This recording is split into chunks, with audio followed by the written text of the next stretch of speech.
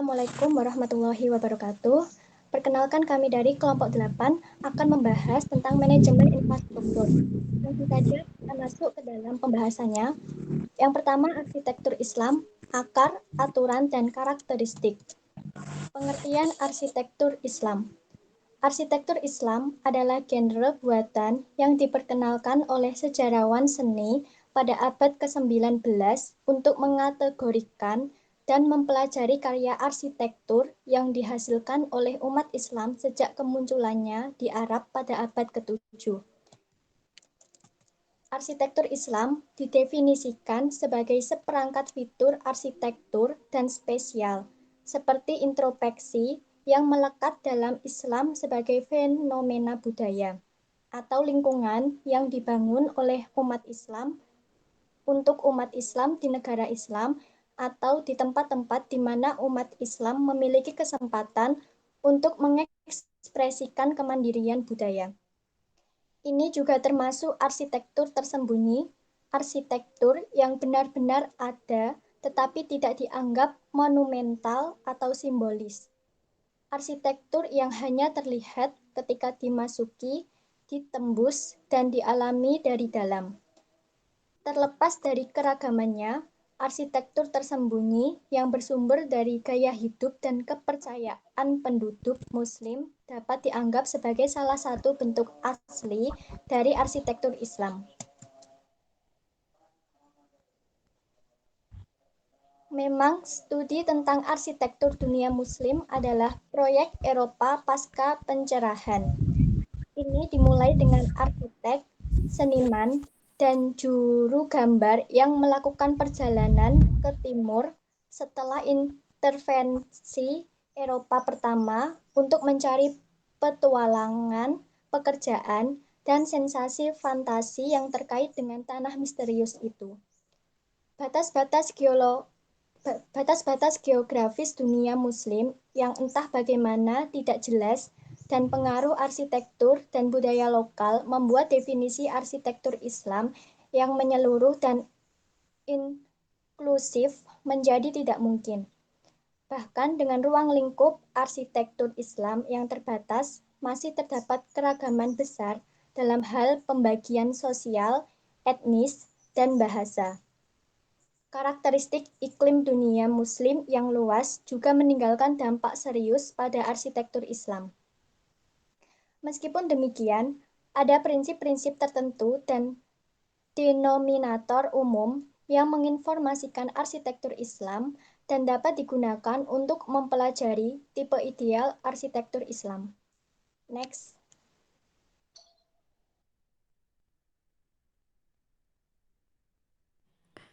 Islam adalah agama dan gaya hidup yang diatur di sekitar tauhid, berdasarkan ketundukan kepada Allah, kenabian, melalui wahyu ilahi dicatat dalam kitab suci Al-Quran, dan ditegakkan oleh tradisi atau sunnah. Pengertian tauhid tercermin dalam kesatuan dalam multiplisitas baik bentuk maupun esensinya. Gagasan kesatuan dalam arsitektur Islam berutang kekhasan dan kemegahannya pada iman dan cara hidup abadi yang didasarkan pada tauhid. Akibatnya, prinsip dasar arsitektur Islam adalah mencerminkan kesatuan prinsip ilahi dan ketergantungan semua multiplisitas pada tauhid. Refleksi konsep ummah, sebuah komunitas transnasional umat Muslim berdasarkan solidaritas sosial, cocok sebagai prinsip penting untuk merencanakan dan mengatur lingkungan yang dibangun oleh Muslim. Konfigurasi komponen perkotaan, misalnya jalan, ruang terbuka, dan penggunaan lahan, didasarkan pada prinsip-prinsip solidaritas yang diinformasikan oleh kesatuan dalam multiplisitas. Dengan tidak adanya lukisan fisik dan patung, geometri adalah bentuk seni suci karena asosiasi fundamentalnya dengan hukum-hukum utama penciptaan. Secara simbolis, arsitektur Islam merupakan ekspresi dari kesatuan tauhid dan ummah, yang fungsinya adalah untuk membawa manusia ke tingkat yang lebih tinggi dalam keberadaan. untuk mengubah gagasan yang tidak terlihat menjadi bentuk yang terlihat, untuk menyampaikan kebenaran abadi ke dalam alam manifestasi fisik, dan untuk mencontohkan melalui simbolisme, gambar primordial dan arketipe. Melalui elemen simbolis seperti itu, arsitektur Islam mencapai apa yang dapat disebut sebagai alkimia arsitektur, yang melambangkan prinsip dan tradisi Islam ke dalam fungsi. Salah satu fitur yang paling mencolok dari semua monumen arsitektur Islam adalah fokus mereka pada ruang tertutup di dalam yang bertentangan dengan fasad luar atau artikulasi eksterior umum untuk bangunan. Setiap saat dan di semua wilayah dunia Muslim, orang dapat menemukan contoh dari arsitektur tersembunyi semacam itu. Terlepas dari pengecualian, arsitektur tersembunyi dapat dianggap sebagai bentuk utama dan dominan dari arsitektur Islam sejati.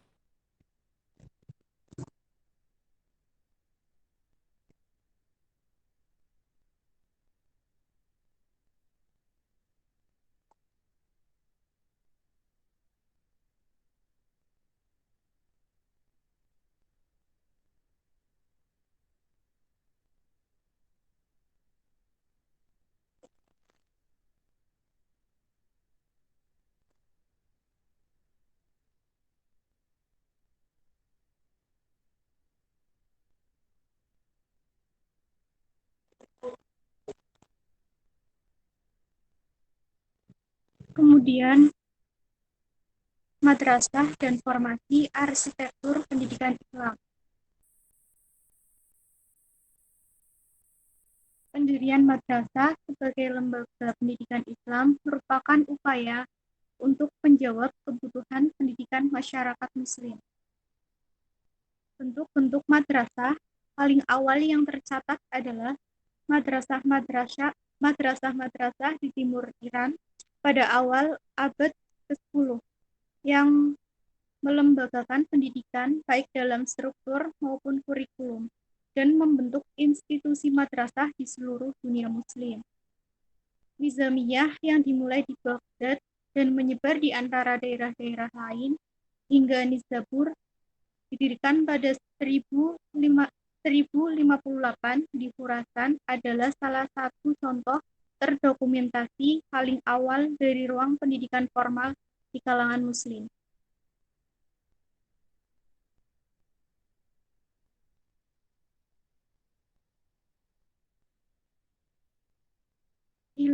Hillenbrand tahun 2004 berpendapat bahwa pembiayaan berkelanjutan dan lokasi madrasah yang diperhitungkan dengan cermat di kota-kota besar atau memberikan kesan bahwa masing-masing dirancang untuk berfungsi sebagai pusat provinsi dengan daerah tangkapan air yang luas yang mencakup kota-kota kecil dan desa-desa di wilayah tersebut.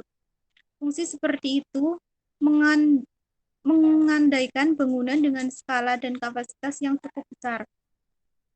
Kemudian Makdisi tahun 1970 mencatat perkembangan dan pemekaran madrasah yang menggabungkan fungsi masjid dan penginapan di sekitarnya atau khan pada abad ke-10 dan ke-11 Masehi, seperti yang dicontohkan di era Seljuk oleh Yayasan Nizam Al-Mulk dari jaringan madrasah yang besar.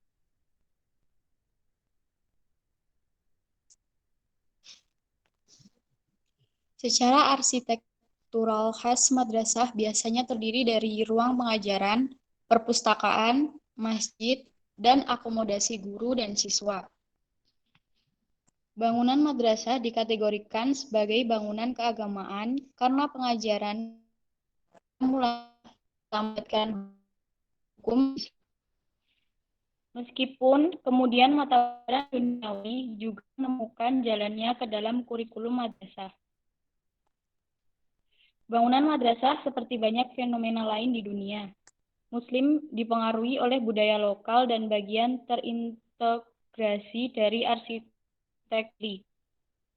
Untuk mempelajari berbagai model madrasah, kami mengikuti model madrasah di berbagai belahan Muslim.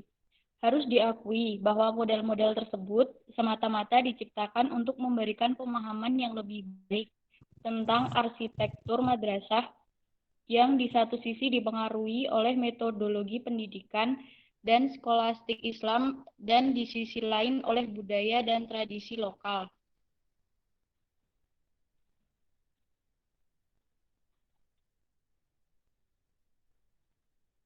Sementara taksonomi terbukti berguna sebagai alat analisis dan komparatif, kategori yang jauh dari saling eksklusif. Tabel mencakup yang pertama, model arsitektural madrasah Persia yang membahas Iran, Khurasan Raya, Asia Tengah, Afghanistan, dan Irak. Yang kedua, model Anatolia atau Ottoman yang juga mencakup arsitektur madrasah di Suriah dan bekas jajahan Utsmaniyah di Balkan. Yang ketiga, model Cairin atau Mesir. Dan yang keempat, model Moor atau Maghrib yang meliputi Maroko, Tunisia, dan Andalusia.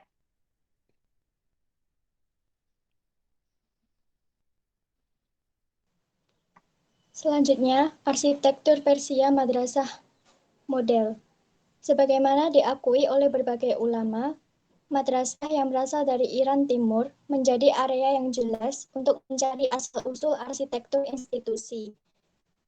Hillenbrand memberikan penjelasan rinci tentang dua kemungkinan besar asal-usul madrasah Persia. Yang pertama dianut oleh Barthold 1964, menghubungkan asal-usul madrasah dengan vihara Buddhis sebagaimana dibuktikan di Khorasan Raya, sebuah wilayah sejarah yang di timur laut Iran saat ini.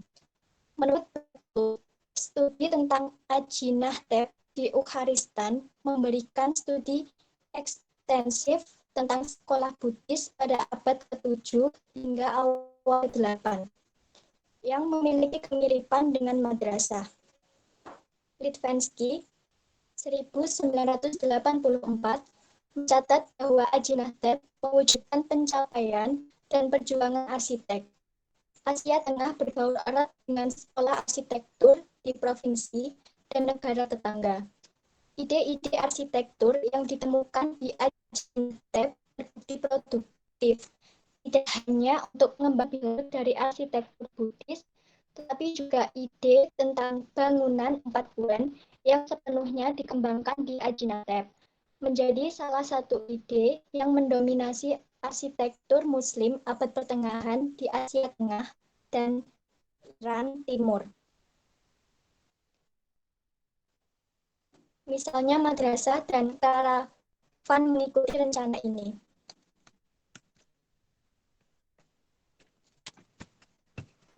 Beberapa sumber arsitektur lain yang disediakan oleh Hillenbrand berpendapat bahwa madrasah Persia sebenarnya merupakan perpanjangan dari rumah khas Khorasani. Dewi berpendapat bahwa ada kesinambungan tradisi yang tak terputus antara rumah abad pertengahan dan rumah abad modern di daerah itu, dan membandingkan bentuk domestik ini dengan madrasah, kemudian menyimpulkan bahwa itu adalah struktur privat yang telah masuk ke publik. Dan Michel 1995 memperhatikan bahwa dinamika madrasah yang tampaknya kembali ke rumah Khurasan menyerupai tata letak masjid Iran. Halaman persegi 4 dan 1 di tengah setiap sisinya. Rumah khas Khurasan berbentuk salib dengan 4 bukaan melengkung yang dikenal sebagai wans di luar halaman tengah. Tata letak ini bertepatan dengan kerangka ideal untuk mengajarkan 4 mazhab hukum Islam Ortodoks yang menikmati status kanonik, tradisi Anbal, Anfal, Malik, dan Syafi'i.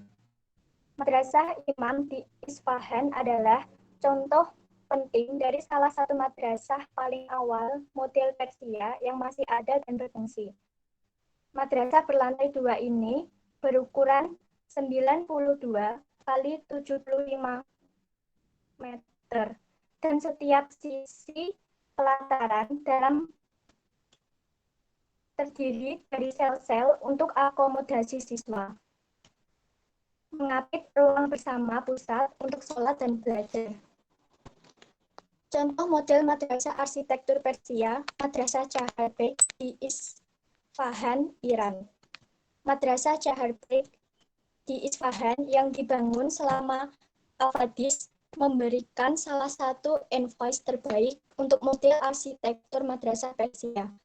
Itu disusun secara longitudinal dan dalam halaman taman mini mereka membuat kesan hijau yang menyenangkan untuk memanfaatkan ruang yang tersedia secara penuh untuk sel-sel siswa.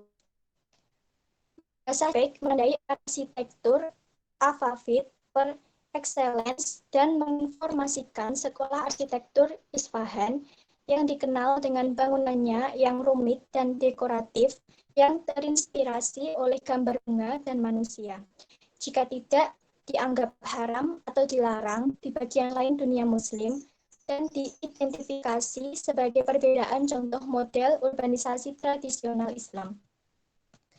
Mazhab Isfahan adalah manifestasi dari utopia Alfavit dan dimulai untuk menekankan lanskap sosial, ekonomi, dan budaya berdasarkan ideologi Syiah. Mazhab Isfahan memproduksi pola utopis dan mengisikan desain organik dengan model rasional untuk membentuk domain baru dalam desain spesial. Di sekolah Isfahan, skala manusiawi ruang ditekankan dan didemonstrasikan di seluruh dimensi, ukuran, keterbukaan, dan kedekatan ruang. Madrasah Chahar-Beg, sebuah contoh luhur dari sekolah Isfahan, terletak di sisi Chahar-Beg yang bersejarah. Sebuah daulah publik besar Alfavit Isfahan yang bertahan hingga hari ini dan berfungsi seperti kompleks Plaza Mall perkotaan modern. Madrasah adalah bagian dari kompleks perkotaan Madar Isa, termasuk Karavanserai Bazar dan madrasah, dan terletak di dalam struktur perkotaan yang meluas ke alun-alun, lapangan polo kerajaan, masjid, dan istana. Kedekatan madrasah dengan pusat kekuasaan, administrasi, ekonomi, dan sosial terlihat di kompleks Chahar-Beg, dikenal sebagai struktur khas kota Islam. Sementara madrasah digunakan sebagai pusat pendidikan khusus pengetahuan agama, ruang sholat berkubah dengan dua menara juga berfungsi sebagai masjid umum untuk sholat sehari-hari dan memungkinkan penjangkauan ilmu agama kepada masyarakat umum. Oleh karena itu, peran sosial Chahar-Beg yang sentral dapat diasumsikan tidak hanya sebagai tempat bersosialisasi, bertemu, dan menikmati alam sekitar, tetapi juga pemanfaatannya sebagai jalur penghubung ke fungsi perkotaan lainnya.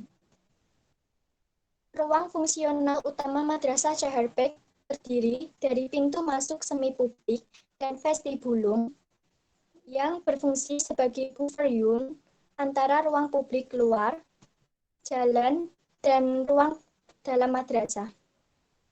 Halaman madrasah terinspirasi oleh Taman Persia untuk menciptakan iklim mikro di iklim Isfahan yang gersang. Halaman juga digunakan untuk mengatur pembagian ruang madrasah berdasarkan model Chahar-Beg. Ruang terbuka pelataran yang digunakan untuk pertemuan dan diskusi memberikan rasa kesetaraan dan meningkatkan kualitas kehidupan akademik bagi warga madrasah. Secara estetis, Arkade Madrasah adalah kompromi yang menyenangkan antara kesederhanaan Arkade Maidan dan ubin keseluruhan yang agak menindas dari orang-orang di Masjid Isya. Juga disebut Masjid Imam setelah Revolusi Iran tahun 1979. Interiornya bercat putih dengan garis-garis lengkung berwarna biru. Sementara fasad pelatarannya diberi ubin. Ruang Ku'bah di sisi lain berada di ketinggian yang sangat dekat dengan salinan kubah besar Masjid Isya. 2 lantai dari fasad dengan relung terus-menerus terletak di sekitar halaman. Di belakangnya ditempatkan sel untuk akomodasi siswa dengan aksen utama elevasi dan menelan wan tengah di setiap sisi ditempatkan.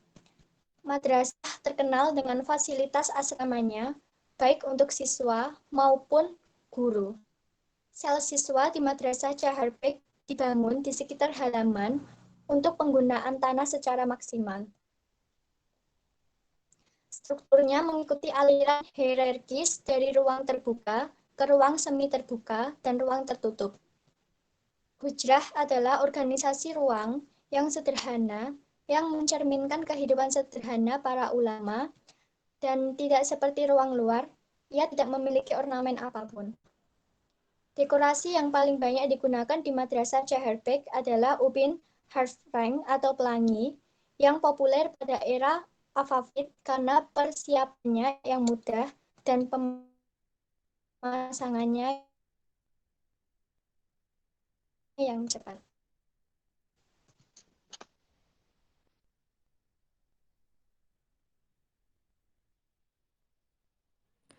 Model arsitektur Madrasah Anatolia atau Ottoman.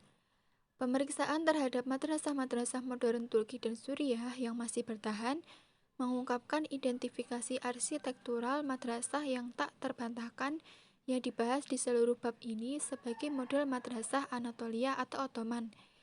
Contoh paling awal dari genre ini menurut Pedersen et al. Adalah Madrasah Kumustikin di Bosra yang bertanggal 530 Masehi dan terletak di Suriah. Hillenbrand berpendapat bahwa Madrasah Anatolia yang dibangun di daerah yang secara budaya bergantung pada Iran dan secara geografis dekat dengannya oleh patron yang berasal dari Saljuk besar kemungkinan akan mencerminkan Madrasah Saljuk Iran. Yang peran menentukan dalam pembentukan genre tidak pernah serius dipertanyakan. Kebanyakan madrasah Suriah berukuran kecil. Dimensi eksternal mereka tidak melebihi 20 x 17 meter.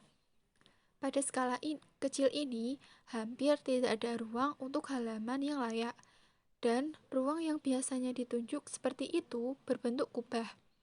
Sebuah fitur yang muncul kembali 1 abad kemudian di beberapa madrasah Saljuk, di Konya, dan di tempat lain. Biasanya 2 wan lateral membuka ruang, sementara aula doa dan semacam natrek di selatan. Pada bangunan berlantai 1 seperti itu, satu-satunya ruang yang tersisa adalah area yang mengapit aula, yang menghasilkan 2 kamar di setiap sisinya. Jumlah siswa yang ditampung di madrasah-madrasah ini hampir tidak bisa melebihi selusin. Bangunan seperti itu sama sekali tidak cocok dengan citra populer madrasah yang disponsori secara resmi yang berlokasi strategis di seluruh Kekaisaran Seljuk dan melayani setidaknya sebagian tujuan politik yang signifikan. Hillenbrand berpendapat bahwa sebenarnya bangunan Anatolia inilah yang memberikan bukti terbaik tentang sifat multifungsi madrasah abad pertengahan. Dengan demikian, mereka adalah pengingat bahwa bentuk bangunan ini bukanlah panduan yang sempurna untuk fungsinya. Banyak bangunan yang sekarang secara konvensional disebut madrasah sebenarnya dimaksudkan untuk berfungsi sebagai sekolah kedokteran, rumah sakit jiwa, imaret, atau observatorium, dan seringkali menyediakan ruang yang cukup besar untuk sebuah makam. Kedua fungsi sebelumnya dapat digabungkan dalam arti bahwa masing-masing dijalankan dalam premis-premis yang terpisah tetapi berdampingan. Tidak ada dalam tata letaknya yang mengesampingkan identitasnya sebagai madrasah. Oleh karena itu, dalam kasus bangunan epigrafik lama tidak berpengaruh, tata letak tipe madrasah tidak boleh secara otomatis diambil untuk menandakan bahwa bangunan tersebut benar-benar sebuah madrasah. Di beberapa madrasah, sekelompok ruangan yang berbagai bentuk dan ukuran mencerminkan ketidakpastian sang arsitek. Di banyak bangunan ini juga gagasan tujuan madrasah untuk menampung siswa yang mencari pendidikan teologi sebagai langkah pertama untuk bergabung dengan ulama jelas merupakan akhir yang buruk untuk fungsi-fungsi lain seperti menyediakan tempat sholat, fasad yang rumit, makam, sebuah menara, pemandian, air mancur, atau aula untuk pertemuan umum. Tidak mengherankan, sel-selnya biasanya kecil, hanya 3 langkah per sisi. Tapi kekurangan mereka lah yang paling mencolok. Bahkan Madrasah Saljuk Anatolia yang paling megah yang dibangun di Konya pada tahun 611 Masehi memiliki tidak lebih dari selusin. Saljuk Anatolia menunjukkan dengan jelas, seperti halnya Suriah, Mesir, atau Iran, pertumbuhan yayasan multiguna dan beberapa madrasah Anatolia dibangun bersamaan dengan struktur yang melayani tujuan lain sama sekali. Dengan demikian, beberapa madrasah memiliki karavanserai yang berdampingan. Agaknya seperti dalam kasus yayasan bersama yang serupa, meskipun kemudian pendapatan dari pendirian wakaf komersial dimaksudkan untuk membiayai biaya operasional madrasah. Itu juga cukup umum untuk sebuah madrasah untuk berdampingan dengan masjid. Oleh karena itu, setiap upaya untuk mengkarakterisasi Madrasah Anatolia abad pertengahan harus memperhitungkan latar belakang yang sangat bervariasi. Madrasah Anatolia dengan demikian adalah tipe terbuka dengan halaman atau tipe tertutup dengan area berkubah menggantikan halaman itu. Bahwa rencana terbuka harus mendominasi hanya untuk diharapkan. Mengingat popularitas bentuk ini di Madrasah Non-Anatolia dan mode untuk rumah halaman di dunia Iran abad pertengahan yang menghasilkan madrasah paling awal. Akan tetapi, madrasah yang tertutup dan berkubah mungkin memiliki 1-4 wan, kadang-kadang memiliki 2 lantai, dan mungkin tidak memiliki serambi di sekitar ruang tengah.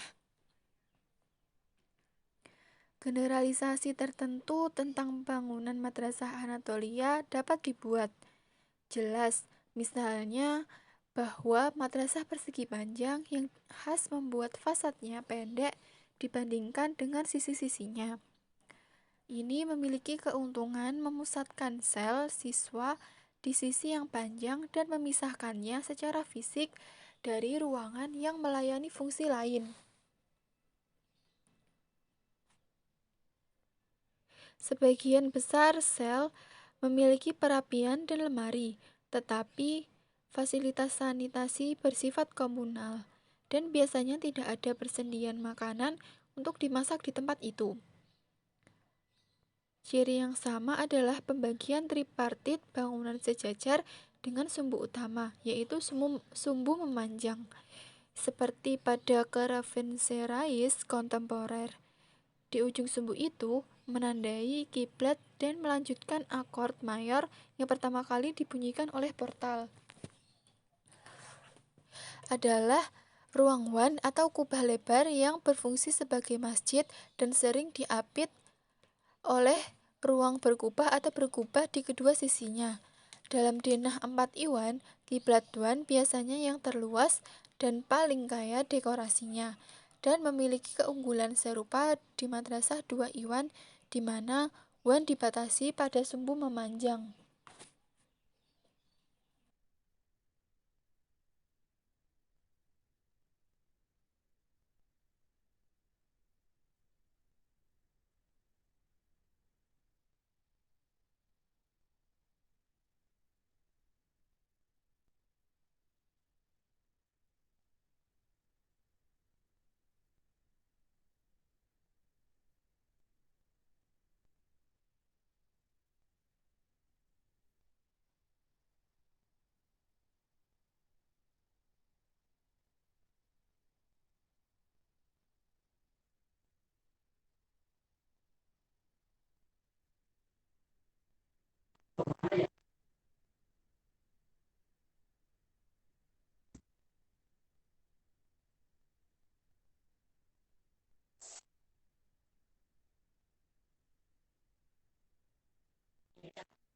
model arsitektur madrasah Karen atau Mesir. Era Fatimid tahun 1909 sampai 1171 Masehi di Mesir dianggap sebagai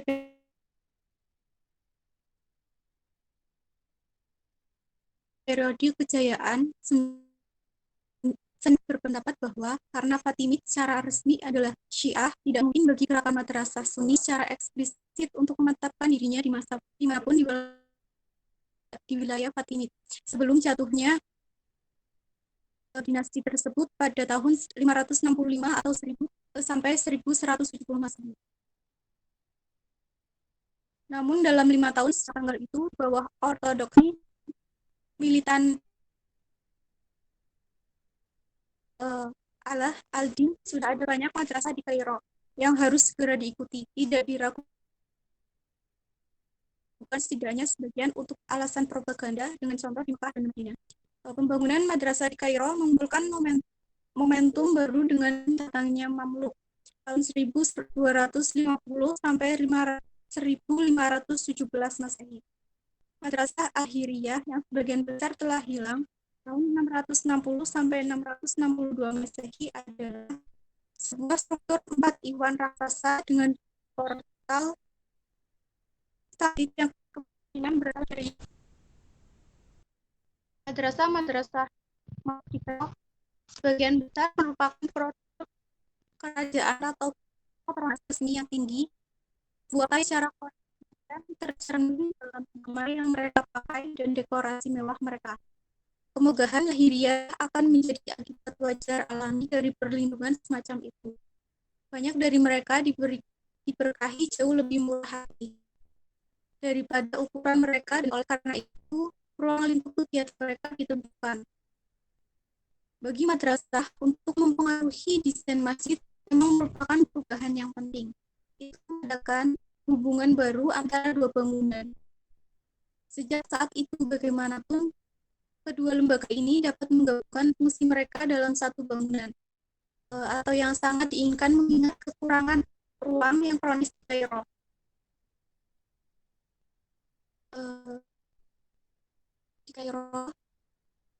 Dan dengan pelanggaran minimum satu sama lain. Terlihat bahwa di Kompleks Sultan Hasan, sebuah solusi baru untuk madrasah telah dirancang. Tidak hanya setiap mazhab menempati sudut bangunan, tetapi aspek-aspek tertentu dari madrasah tradisional skala penuh dipertahankan bahkan dalam skala mini ini. Ansambel madrasah Mamluk mengambil bentuk sebagian dari urgensi situs, dirancang atau dilengkapi sesuai dengan itu. Hildebrand tahun 1994 mencatat bahwa bentuk arsitektural yang dikenal sebagai makat atau arimah memiliki distribusi yang luas dalam arsitektur domestik di seluruh timur dekat dan dapat dibandingkan dengan bentuk serupa dalam arsitektur Renaissance kontemporer. Hal ini sekali lagi menggarisbawahi akar yang dalam dari madrasah dalam prototip domestik. Namun perkembangan ini untuk semua cita rasa domestiknya juga memiliki implikasi keagamaan, karena pemandangan dari logia ini adalah salah satu situs paling suci di dunia Islam.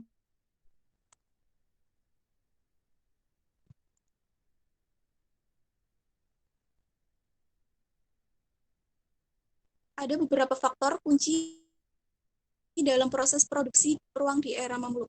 Satu adalah kompleks perkotaan publik multifungsi. Bahri Mamluk dimulai dengan Sultan Qalawun, dirikan serangkaian kompleks perkotaan multifungsi tersebut. Seperti pendahulu mereka, Mamluk tidak membangun seluruh kota baru, istana megah atau masjid besar yang dikhususkan untuk satu tujuan militer domestik atau agama. Sebaliknya, mereka berkonsentrasi pada struktur publik dengan agenda yang lebih rumit. Di kompleks baru, ada upaya untuk mengintegrasikan madrasah dengan struktur lain, melayani baik penguasa maupun yang diperintah. Sebuah orientasi baru dalam pelayanan publik menyerukan program yang unsur-unsur kebaktian, sipil, dan peringatan. Seiring dengan program madrasah, rumah sakit memberikan layanan amal publik dan bahkan pendiri didikan dan makam berdiri didirikan untuk menyediakan fungsi peringatan dan seremonial.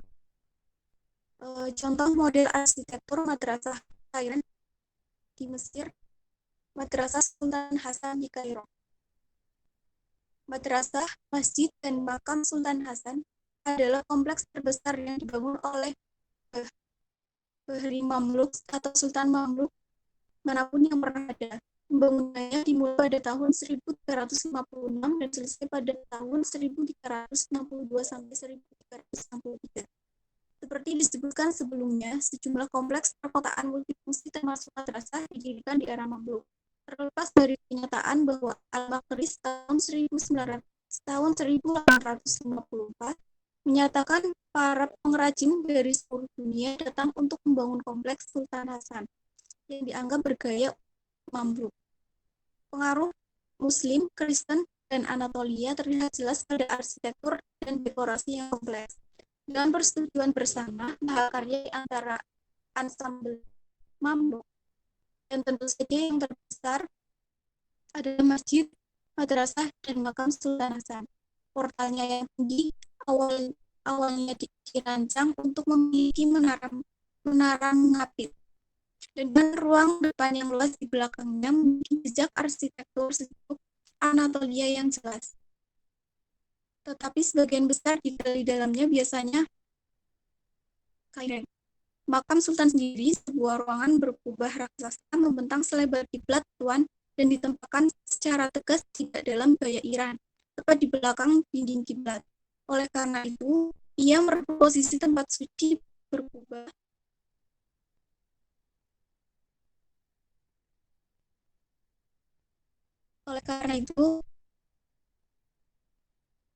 di masjid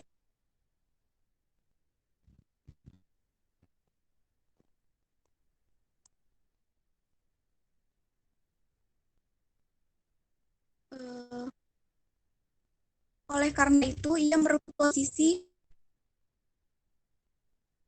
tempat suci berkubah di masjid klasik Iran.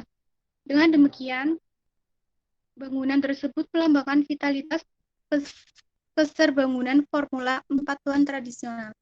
Kompleks Sultan di ujung timur perpanjangan selatan kota Kairo, di seberang Mayan al-Rumayyah, dari ujung benteng di ujung timur Jalan Muhammad Ali.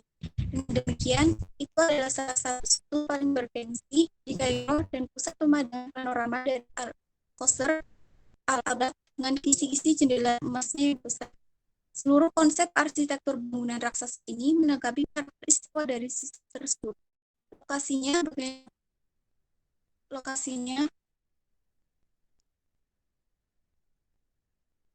bagaimanapun juga merupakan tanggung jawab. Karena dengan temboknya yang besar dan kedekatannya dengan benteng, ia menderita dengan cara yang tidak dilakukan oleh masjid lain di Kairo.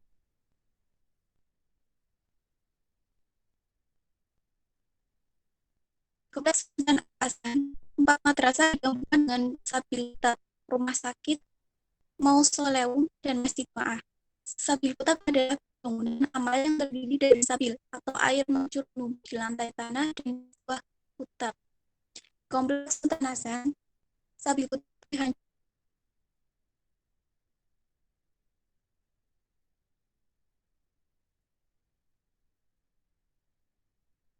dihancurkan oleh runtuhnya 2 menara pertama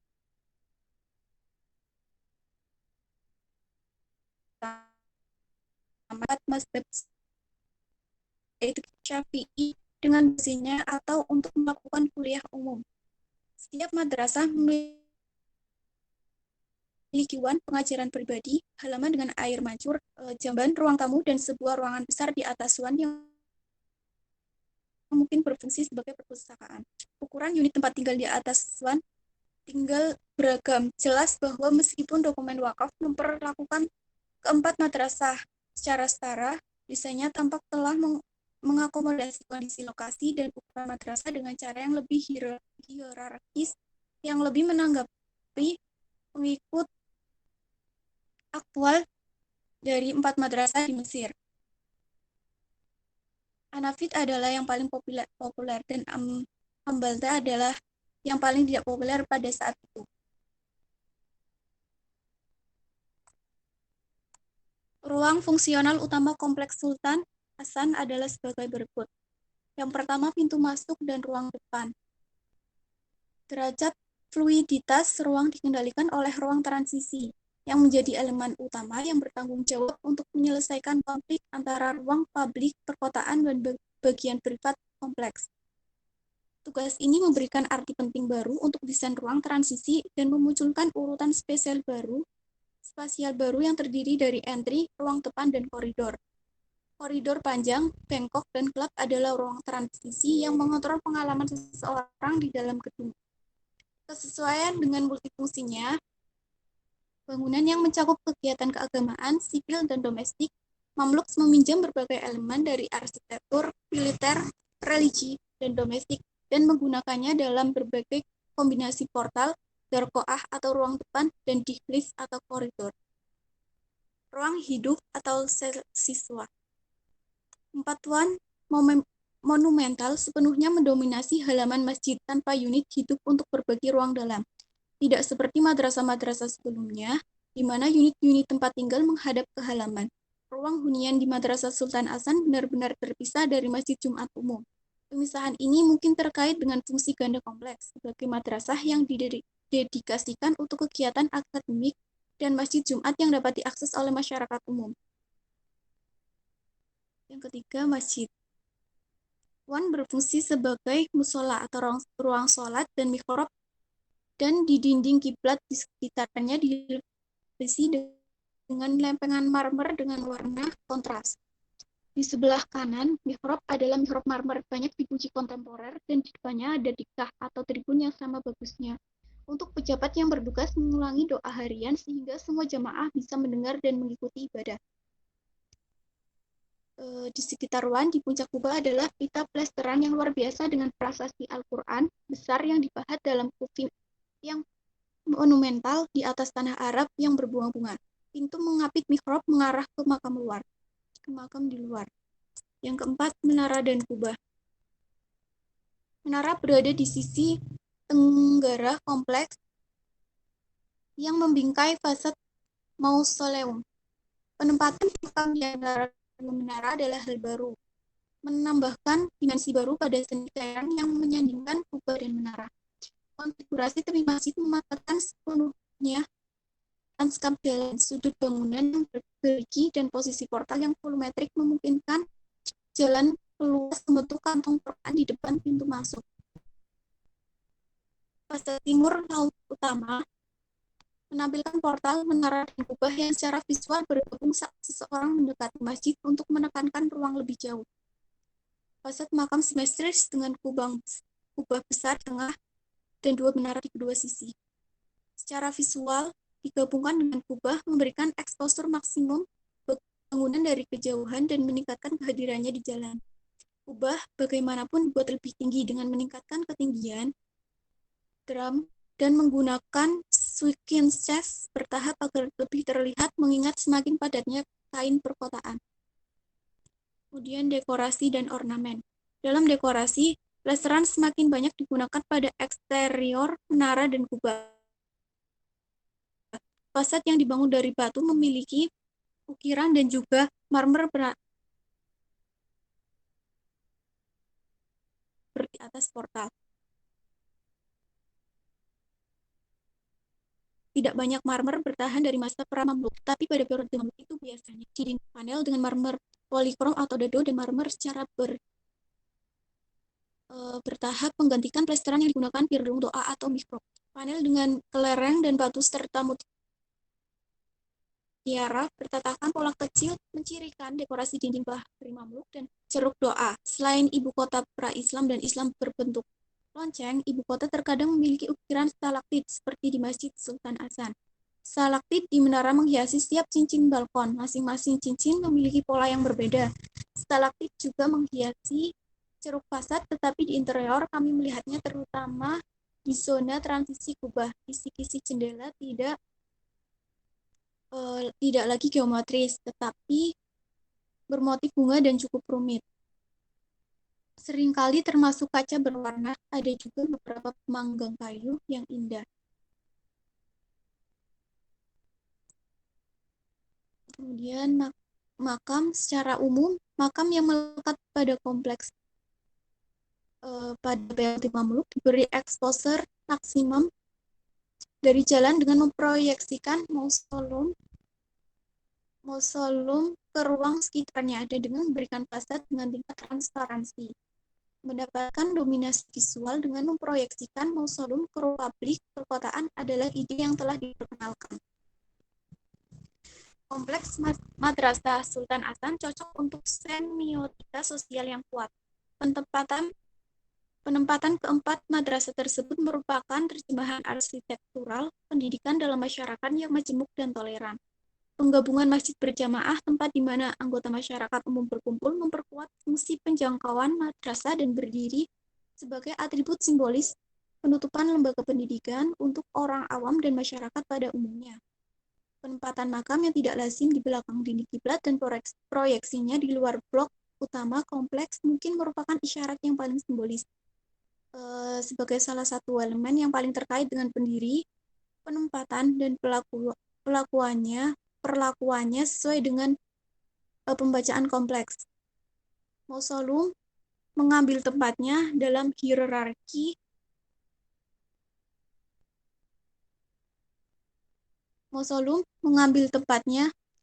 hierarki di atas elemen kompleks lainnya, diperoleh tidak hanya dengan memproyeksikan di luar seperti panjang dari barok utama, tetapi juga dengan dekorasinya yang lebih rumit dan berbeda. Untuk mengungkapkan simbolisme, orang mungkin sampai pada kesimpulan bahwa koalisi sultan dan publik meminjamkan Sultan Hasan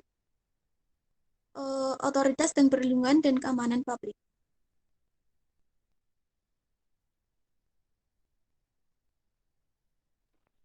Baik, yang selanjutnya adalah model madrasah arsitektur Mor atau Maghrib.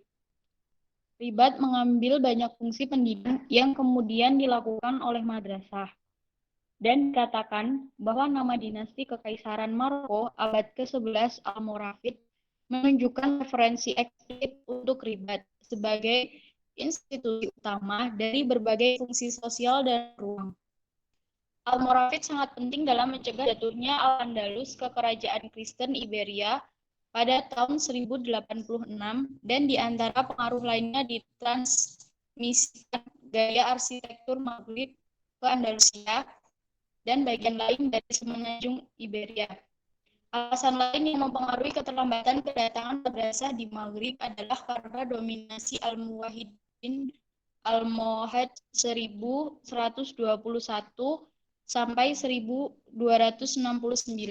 yang mengambil sikap aktif memprotes antropomorfisme dan ortodoksi agama pada zaman itu dan lembaganya masing-masing madrasah. Madrasah Afarin di Fas didirikan oleh Marinid Sultan Abu Yusuf pada tahun 670 Masehi. Adalah madrasah Maghrib yang paling awal berdiri dan bertahan hidup. Selain itu, sebagian besar dari sekitar 1.700 madrasah di Maroko adalah karya Marinid dan didirikan antara tahun 670 dan 757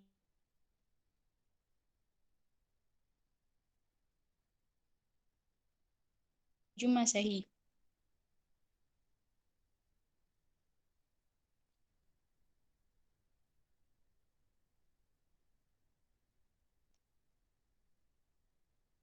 Madrasah Marinid juga bagi Visme yang semakin populer. Semua madrasah ini mematuhi skema madrasah lain di dunia Islam. Dengan semua karakter lokal mereka yang kuat, madrasah Maghrib ini membuktikan kekuatan pengaruh Islam Timur dalam genre bangunan ini. Ukuran madrasah yang kecil memberikan bangunan seperti ini skala manusia yang secara esensial mengekspresikan keterpusatan pada siswa di lembaga pendidikan Islam. Mereka dibuat melihat ke dalam dan tertutup oleh kemiringan ke bawah atap mereka, terlihat halaman. Namun pengaturan ruang di dalam bangunan ternyata cerdik dan dramatis. Seperti genre arsitektur religius lainnya dalam Islam, Madrasah Maghrib sering terletak di tengah pasar. Meskipun tampaknya tidak ada hubungan antara madrasah di seperempat wilayah pasar dan sumbangannya. Dalam banyak kasus, hubungan antara masjid dan madrasah begitu eratnya. Oleh karena itu, banyak dari madrasah ini memiliki menara, dan satu bahkan memiliki mimbar, sehingga memenuhi syarat untuk menjadi jami. Madrasah-madrasah ini terletak di dalam lingkungan perkotaan yang sangat berantakan. Meski begitu, semua bangunan Maroko dari genre ini berbagi interior daripada eksterior. Karena mereka fokus pada halaman tengah dan dekorasi mereka sangat konsisten dalam repertoar medium dan ornamen. Dalam hal ini, maka dapat dibenarkan untuk menunjuk pada kesamaan generik yang ditandai, yang dengan mudah menegaskan dirinya sendiri atas faktor kontingen seperti situs dan ukuran. Sebagian besar madrasah Tunisia ditemukan di Tunis sendiri, di mana para siswa dapat memperoleh manfaat dari pengajaran yang ditawarkan di masjid Universitas Maghrib besar lainnya, Zaitnah. Mengkonsentrasikan fungsi pengajaran di satu pusat kota dengan cara ini jelas masuk akal dari sudut pandang ekonomi. Dan itu berarti juga karena dalam kedua kasus pusat tersebut juga merupakan ibu kota, bahwa kegiatan pendidikan masjid dan madrasah sama-sama akan berada langsung di bawah mata penguasaan. Sekali lagi, kemudian sifat politik yang inheren dari madrasah menegaskan dirinya sendiri. Penempatan kamar untuk siswa sangat bervariasi. Di madrasah-madrasah sebelumnya, semua akomodasi hidup terbatas pada lantai dasar. Madrasah Mor atau Maghrib ini juga menyediakan fasilitas asrama bagi siswa dan guru. Selain itu, di dalam madrasah tertentu, ukuran dan tata letak sel individu yang sering berfluktuasi cukup mencolok. Hal ini sangat mungkin terjadi ketika madrasah memiliki dinding yang dibangun dengan sudut lancip, karena keterbatasan ruang di lokasi tersebut. Sementara sel tanpa jendela diketahui itu adalah praktik standar untuk menyediakan jendela kecil. Perlengkapan Spartan dari sel-sel menunjukkan bahwa penyediaan ruang tidur maksimum adalah prioritas perancang. Tidak ada tempat tidur untuk mengacaukan ruang yang berharga. Siswa sering tidur di rak proyeksi di bawah langit-langit yang berfungsi sebagai tempat tidur susun dan selimut dan tikar.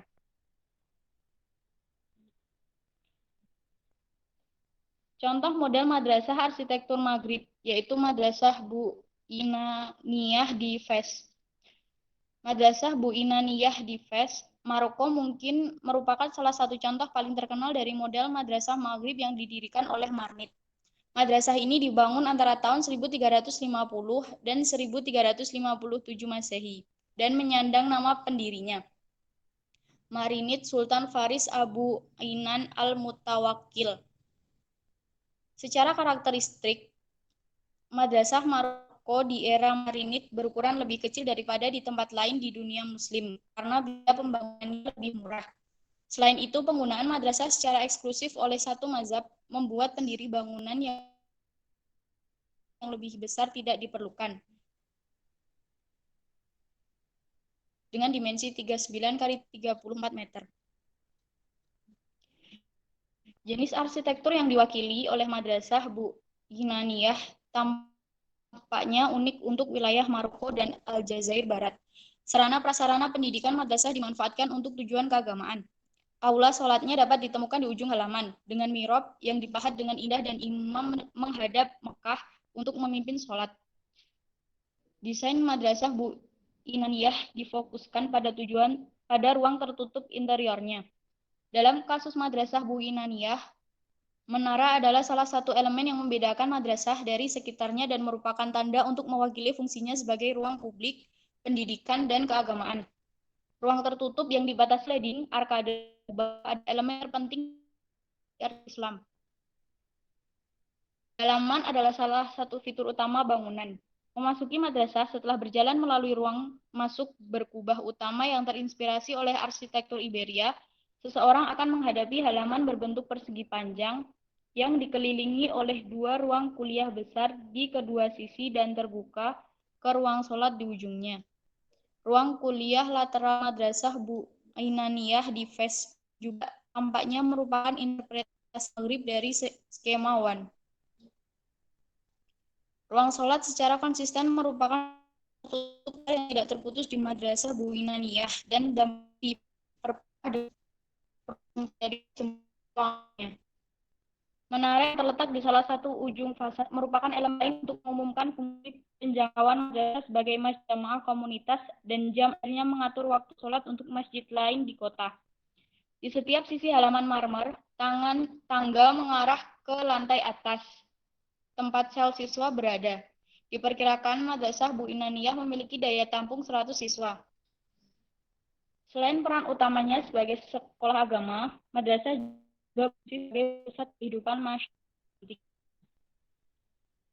Program dekoratif halaman yang mewah di mana Madrasah Bu Ainaniyah dirayakan menunjukkan interpretasi marnit yang khas dari bahan dan teknik istana Nas ke dalam konteks keagamaan. Dado upin mengkilap, kayu berukir, dan panel plesteran berukir halus menghiasi setiap bukaan fasad halaman. Layar masrabiah kayu memisahkan halaman berlapis marmer dari koridor melengkung yang mengarah ke ruang siswa. Meskipun hutang visual ke Istana Nas di Alhambra jelas, kelezatan ekstrim dan kelimpahan perawatan dekoratif dan pengaturannya di lembaga keagamaan adalah karakteristik arsitektur marinit. Struktur elegan yang koheren, pertama ubin berdiri hingga 2 meter di dinding, marmer di lantai, plesteran putih, kayu di bagian atas lantai dan pintu, dan genteng hijau. Perpaduan berbagai material dalam menciptakan harmoni yang holistik merupakan interpretasi arsitektural dari gagasan Unity in Multiplicity sebagai konsep Islam menyeluruh yang diilhami oleh Tauhid. Ada yang kurang jelas?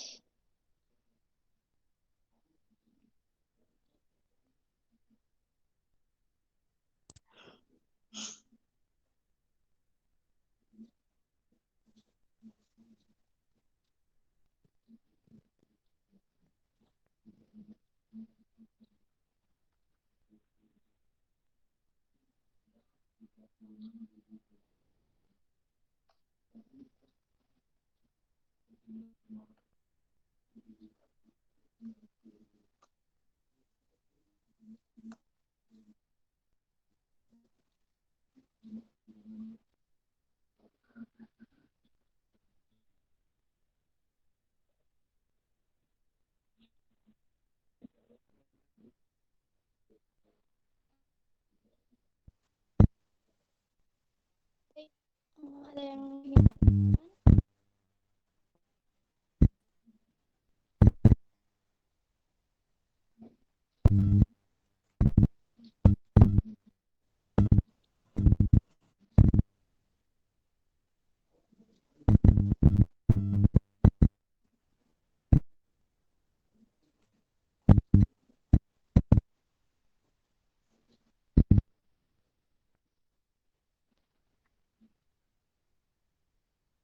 kalau tidak ada, mungkin